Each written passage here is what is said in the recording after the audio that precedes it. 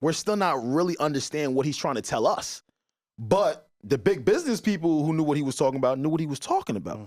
So these are things that have been lingering on your mind, your potential deal of what could happen. Bro, why would you even entertain a rap battle right now?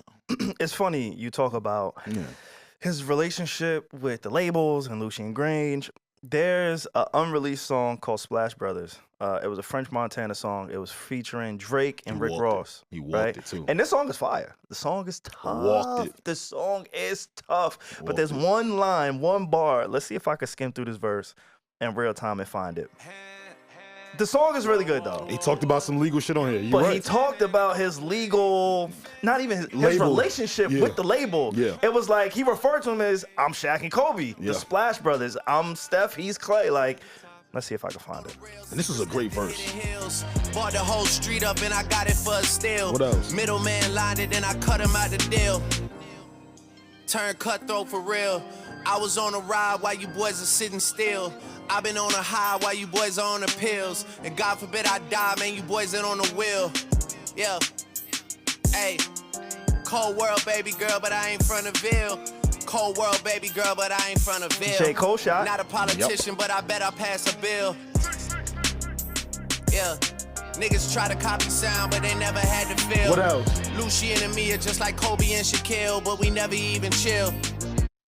Oh, because the relationship between Kobe and Shaq soured, right? Alex! That's tough. Do you hear this? Right? This is how he was talking. So you knew. Real quick. We are the best podcast in like this. No, It's for us. real. It's Like, us. niggas, where are you getting this type of shit, bro? It's us. Where are you hearing this shit? I fully believe that. Yo, I be in the tough. chat Same. like the next day after we record. I'm like, oh, I love us. I love us. We are fucking great Like at this shit. I listen back to us. I'm like, oh my god, we're so good. Like, I wish I could just listen to us as a listener. Like, I think that all the time. like, listen to what we giving you. Listen Come to on. the material. One more time. I'm gonna just run that back real quick. Please. Hard. Then I cut him out the deal. Turn cutthroat for real. What else? I was on a ride while you boys are sitting still. I've been on a high while you boys are on the pills. And God forbid I die, man, you boys ain't on the wheel. Talking. Going crazy. He's Hey. talking. Cold world, baby girl, but I ain't from the Ville. What else? Cold world, baby girl, but I ain't from the Ville. Not a politician, but I bet I pass a bill. He's talking. Yeah. Not Niggas try to copy sound, but they never had to feel. Lucien and me are just like Kobe and Shaquille, but we never even chill. And that's the reason going independent, it just never had appeal. Plus I blew up independent, blew up independent. I bought her an apartment, so I knew her like a tenant. Nah, that's crazy. Come on, bro. Like, what are we talking about? Drake, like, this is what he's embodied. This is also the same verse that Rick Ross was allegedly mad at Drake about, because remember when Rick Ross put out his diss track, he was like, I'm mad at you because you put a cease and desist out on French Montana. It was for that exact verse. So you kind of knew the climate and knew what could potentially happen if how you felt about Lucien, the label, independency, all of that, where that would weigh. Why would you do that? Or why wouldn't you wait? Lucien and me is like Kobe and Shaquille. Speak to their relationship, SaVon. You get what I'm saying? Speak like, to the relationship I don't have between- to say anything more because Drake told us. He said it, and maybe he didn't tell us because this record is not actually out. Right. So, to the masses, they never heard this. Most people never heard that song. Alex, being the music plug that he is, you probably sent me that song. But Alex, being who he is, like, he got all the receipts. He got all the files. It's us. And so when I hear and when I know, and then we're like music industry adjacent, right? We're in the music industry, but we're not. Let me speak for myself. I'm not in the music industry, but for this type of verse to get to somebody like me, imagine what the people who are really in it know, and the conversations that they're privy to, and the verses that they're privy to, and just all of it. Like when he's saying Lucien and me like Kobe and Shaquille, that just speaks to how invincible he felt at a certain point in his career. A bar. And to see him turn around now today, and sue a lawsuit against somebody who he referred to when he was on top. Because again, this verse, right? So Rick Ross and Drake, they got into it over this verse last year, right? Early Q2 last year, they got into it about this verse. That's when Rick Ross was like, oh, you blocking niggas. French Montana's supposed to be your man. You ain't let him put the song out. This was the song, like Alex said. We don't know when this verse was recorded. Yeah. This could have been recorded a year prior to that, 6 months prior to that, 2 years, whatever it was. We just know prior to him and Rick Ross falling out, this verse was recorded. And at the time of him saying this, he must have had ultimate confidence and power within the label structure. This was 2023 that it was released. French's album, yeah, this is supposed to be on French's last album. This was supposed to come out in 2024, 2023 time. So it was set to be released 2021. It was set to be, so again. Damn, that's a long time before that. And we know this is Drake's run. He's at the height of his career at that point. So for him to say this and feel like this, and to see the turn of events where we are today, right? I think that just says a lot. And Shaq and Kobe, they were both superstars, phenomenal players. But they didn't see eye to eye. Massive two stars that didn't see eye to eye. So it's a metaphor in his relationship with Lucian. But super successful with each other. Exactly. The greatest two-man combination in NBA history. Exactly. You think of Mike and Jordan. That's good science. The name of this song is called the Splash Brothers. You think of Steph Curry and Klay Thompson. When we talk about duos, it's Shaq and Kobe. I agree. That's who we think about. I agree. So, yeah, that verse has always stuck out to me. Yeah. And I haven't heard anybody else talk about that verse. I know all of the other podcasters, they probably heard it, but nobody even thought to really mention this verse or play that verse. It's important. I haven't listened to that song in a while. So I'm glad I got to like listen to it with y'all again in real time to really refresh how he was talking and who he thought he was, and to see that now he's suing the label and he's claiming certain things like, oh, the label is trying to sabotage my career. The label is trying to paint me as a pedophile. And you know what I like? What's up? I like that UMG stood on business. They was on their Trump day one shit for real. Because they was like, nah. Yo, their response to his, not the lawsuit, but the petition, their response was like, I'm sorry that people just want to listen to what they want to listen to, Drake. Like, what? Like, sorry. They are standing on business. They not trying to do a settlement, anything. Nope. The petition that has been rescinded now. So now his priority and focus is going to be on his defamation suit. Let me read this real quick, y'all. Drake has filed a defamation lawsuit against Universal Music Group. The parent label company, the parent record label he and Kendrick Lamar are signed to. Drake filed a lawsuit in federal court and called the release of Lamar's Not Like Us, which is aimed at the Canadian rapper, an example of valuing, quote, corporate greed over the safety and well-being of its artists. On the song, Lamar calls Drake a pedophile and accuses him of appropriating black culture. Drake is signed to UMG, subsidiary of Republic Records, which Lamar is signed to UMG's Interscope Records.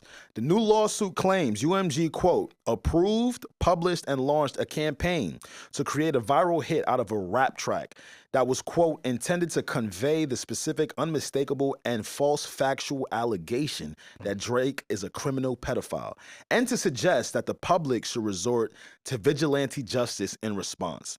He then went into, and I did read the lawsuit, it was about 81 pages. It took me like 2 days. So that exact moment that he's referring to is how when people, you guys remember when Drake's house was shot at? So he's a legend because the artwork of Not Like Us had images and pictures of what his house looked like, that it turned people into vigilantes, and they wanted to seek their own justice against a quote unquote potential PDF. It's just all it's a lot of bullshit. It's a lot of smoke and mirrors. There's a lot of legal jargon. I love the fact that, and this is why I disagree with Elliot, and we talked about this when Elliot came in the pod, but it's just like when the athletes turn into analysts on the sports debate shows. When they talk to other athletes, they're able to relate in a different way to where the journalist, the fan, the pundit, whoever just cannot relate to. And so Joe, being who he is and having a history with a lot of these artists, that is such an advantage for him and his podcast. And there's nothing to hate on, right? Like, it's something to applaud and to respect. Like, even somebody like Gilly, Nori, Joe, these guys were in the game. They were signed artists who have hit records, who have written hit records, who have been on soundtracks, who have put out albums and mixtapes, and know what it's like to write a song and a diss song and go back and forth. So when I listen to the Joe Budden podcast, I love hearing how he said, yo, Drake, when you and I was going back and forth, you don't remember when them kids threw the rocks at my car and I'm looking like a crazy dust head with rocks running down the block and you sitting here laughing. You sitting here antagonizing me and also incentivizing them because the incentive is not that they're going to get paid. They just want to be noticed by you. So for you to just acknowledge those kids that was knocking on my door, I was at their car, that they was chasing me and throwing, like, you incentivize that with your behavior because all they want to do is be acknowledged by their favorite rapper, the biggest rapper in the world. Yeah. So for you to sit here and be like, oh, Kendrick Lamar putting my house on artwork is what incentivized a shooting potentially, and it enticed people to be vigilantes and get justice because I'm a PDF because of what you said. No, bro. We don't forget, like, I love the digital footprint. I talk about it all the time. Going back to the Elliott Wilson episode, I told Elliott, I said, hey, man, we saw when you were a fan of interviewing Cam. I remember how happy you were to have Cameron as a guest on Rat Radar. Right. That is a part of your digital footprint. Drake, anytime anybody did anything on your behalf that was against your quote-unquote opponent, you laughed and you cheered and you put it on your story and you incentivized. I remember what back-to-back looked like for Meek Mill. Oh, as clear as day. It's crazy. Yeah. And he egged on. I still remember like it was yesterday. Egged it on. You know what I'm saying? The memes on stage when he was at OVO Fest or whatever concert that was. Yup. I remember these things. I remember. So etched in my brain. When you come and you put a lawsuit and then you try to weaponize your religion, right? I even saw the part in the lawsuit, and that's one of the things that stuck out to me too, is like, oh, he tried to paint me as a fucking colonizer and it was anti-Semitic because I'm Jewish, and he said that I was trying to conquer the black man. Like, I'm paraphrasing, of course. But all of the things that he tried to put in that lawsuit, it just made me look at him a little bit different. And I love that, again, the people who've been on this journey with him, who have engaged and sparred with him in some type of way, can be like, nah, bro, like, let me hold this mirror up to you, Playboy. Let me show you something. Let me show you real quick. You ain't like when, like, just what was it for all the dogs? What happened? When Drake wrote that long paragraph to Joe about you live in a humble, modest home in New Jersey. And he's like a failure or something? A palace in Toronto. Like, bro, you showed us your home. Every time I log on to Twitter, you're with Lethal Shooter. It was under Axe I understand it now. Or top 5. Yeah. That was a good one, Reggie. I was just like, we know what your home looks like. You invited Elliott Wilson and B-Dot to your crib to interview you. Like, your house is not a secret, bro. It's not a secret. It's not like it's not. There was even a thing where you could click in his bio one time and see a visual. See like a virtual tour, right? A virtual tour of his entire crib. So I'm like, dog, if anything, you showed us. When real quick, and I'll let you go. Yeah. When Rick Ross's plane fell out the sky. Yeah, yo. Off the runway. That was bad. Right? Nah, it skidded off the runway. That was bad. Drake commented on the plane going down. Like, we see all of these things, and you've been such a staple in our culture, and you've been a part of some of the biggest moments in our culture, and it's like, oh, now that, oh shit, and then the Super Bowl. He mentioned the Super Bowl. He did it. He admitted to it in the lawsuit. Yeah. He is fearful of that song being played at the Super Bowl. Which is probably the real reason for all these petitions. Like why he's doing this. Yes. I think one of the most disappointing parts for me about the lawsuit, brother, was the mention of all the black streamers and creators. Yeah. Oh, yeah. That was crazy. Specifically on the black streamers and creators, like Casanat, Mark Phillips, P, I know you're familiar. Zayas, is it? B-Lou? These are reactors on YouTube. Yeah. Yep. So for me, it's like, because his whole beef with that, right, is that UMG took down the copyright, so streamers and content creators could react to it. Yeah. But you know what that sounds like to me? Great strategy. For sure. Why didn't you request to do the same for your shit? Exactly. Why didn't you make it an even playing field? And Kai, if you guys remember, well, I watched Kai's stream that day. It was about to drop. He hit Kai in a DM, was like, "Stay on stream."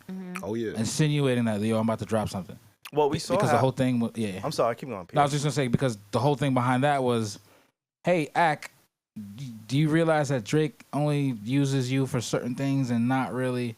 So that's the other side of it. But he did basically try to incentivize the streamers to like, just to get the stuff out that he was putting out. Shit is nasty, man. These are content creators that make money from this type of stuff. You know the game. Drake has been very familiar with the streaming community. So if you wanted to go do that and make your records available to take off the copyright so people could do that, would have been an even playing field. Sure. And lastly, for me, it's the essence of rap. At the end of the day, yes, you're not suing Kendrick Lamar, but Kendrick Lamar is the guy that told you all of these things that you have a problem with. And these things do occur in rap battles. So for the first time ever in my lifetime, maybe you guys can speak to another time, I'm seeing a rapper sue over rap lyrics. Now, I already hear you guys in the back, but he called him a pedophile. This is what comes with beef, y'all. All right? Every person is different when it comes to how they're bothered, how they approach beef, and how they come to a resolution for themselves. Yeah. And you guys, hold on, Pierre, my fault. Go ahead. You guys might feel like, and I'm being called a pedophile, very serious stuff. For sure. I don't think anybody would want to be called it, of course, right? But it goes back to what I said about the foresight in this battle, right? Expecting what could come. You said it in Tupac's AI voice. You gotta find ways to get ahead of this shit, bro, because this is what comes with rap battles, bro. It's not one thing that's too much or too little in a rap battle, bro. It's always been like that, my nigga. And then it's not like he held any punches, right? No. It's not like he was bullied into this situation or he didn't throw horrible allegations on his opponent, which in this case is Kendrick Lamar's name, right?